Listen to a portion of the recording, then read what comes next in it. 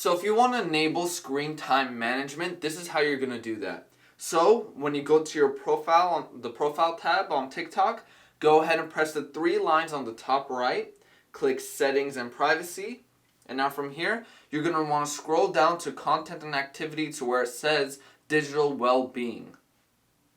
Click that button, and now you'll see two tabs. Click daily screen time, and now from here, you could set a limit of how much time you want to spend on TikTok, and then it'll just automatically kick you out and not let you back on the app. So it could be 40 minutes, 60 minutes, 90 minutes, or 2 hours.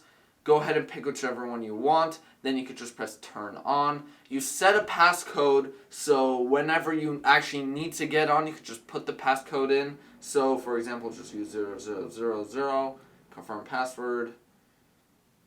And there you go. Now you can either turn it off, change time, but now the limit is 40 minutes and it'll kick you out once you have reached that 40 minutes. And if you change your mind, just click turn off, and then you're going to have to type in that passcode, and then it has been turned off. And that is how you enable screen time management.